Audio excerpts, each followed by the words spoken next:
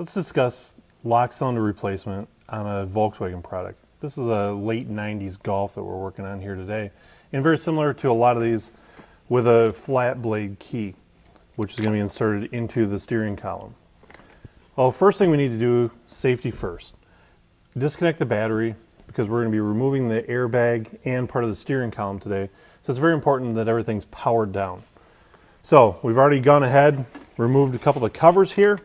They're done. A couple screws, they're out of the way. Airbag had 2 bolts coming in from the side. Disconnect the electrical connector. We're going to move that out of the way safely. Make sure we don't get any static charge near it. Now, I've gone ahead and already removed the nut that holds the steering wheel in place.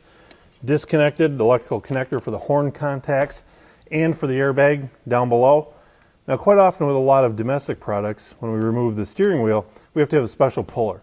Not quite the case with these Euro products. You can simply remove it by hand. So it's very important that you mark it here. I've used a flat blade screwdriver in order to scribe a little mark on here, so when I reassemble at the end of the project, we know how to line it up properly. It's that easy. Simply remove the steering wheel. We're going to set that out of the way. Now I've already gone ahead and done some of the hard work here as well. Remove a couple screws for the turn signal switch. Disconnect the electrical connectors over here on the side. And the same thing can be said for the wiper switch. Those same screws that hold the turn signal switch, hold this in place. Unplug the electrical connector. We've got it out of the way. Now's where some of the trick comes in. You can see our ignition lock cylinder is inside this big housing here, and it comes out through the bottom. Well, we're going to have to remove this whole ignition housing now to gain access. So I'm going to use a 2-jaw puller here. You can tell it's one of my favorite good old trusty tools, and we're going to clip that on here. There's a little lip right here which we're going to have to hold it onto. So once we get it in place, we're going to tighten down the hold down screws. Just to be safe, I always like to use an additional set of pliers or vice grips, something to hold these jaws in place. We don't want this thing to slip and come loose while we're using it. I grab the wrench, work the puller here. Once we've got it snugged up, we can continue tightening down on the puller. And what that's going to do is start to draw this collar up off the steering column.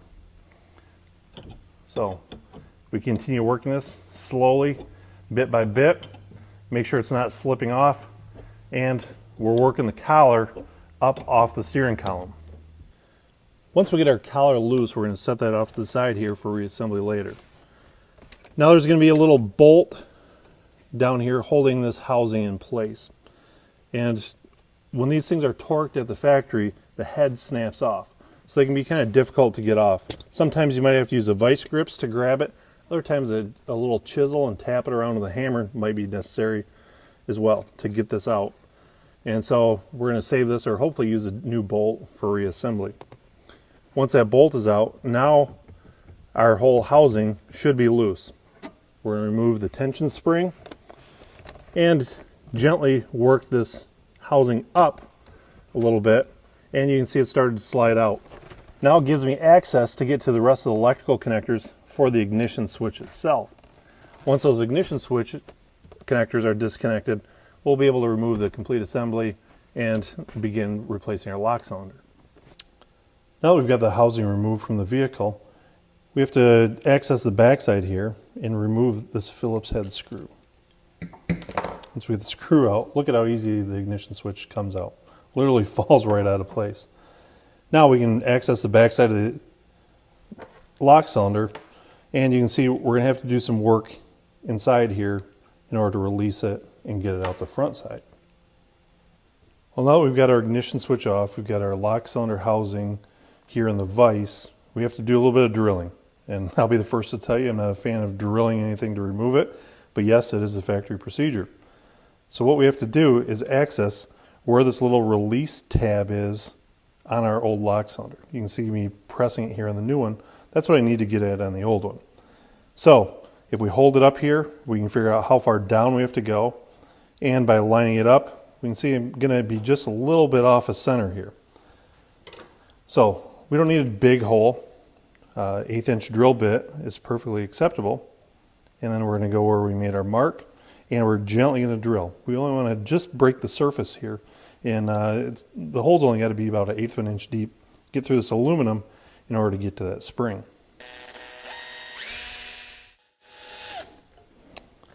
All right, now that we're through, and look, and yep, I see that black metal piece, so we must have done something right.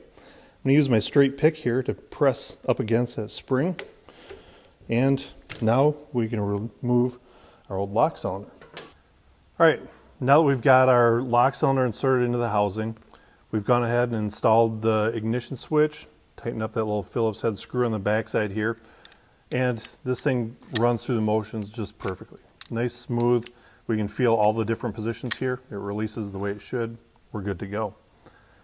Now we can install this back on, slide it back down in the collar, plug in our electrical connectors here, tighten up that bolt once we get it all the way down there. And then it's time to install our spring and that collar. We'd use a special puller to get off. Now don't hammer that collar on, simply press it down evenly, and then later on when we tighten down the steering wheel, that'll draw it the rest of the way in. But before we get to the steering wheel, don't forget your turn signal switch, your wiper switch. Those all slide in place. Put your screws back on, draw the steering wheel on nice and straight, get a good even torque on it. Good to go there. Then we're going to install the airbag, make your electrical connection, draw it in with the 2 bolts from the back side, install our trim covers here, hook up the battery, and this car is good to go. We don't have to worry about anti-theft on this car. So there's nothing involved in the keys, no anti-theft module right here that's going to disable the car from starting. So we've gone through a little bit of pain here, had to do some drilling, use some special tools to get this housing off, but that's all behind us. The car is now ready to start and run.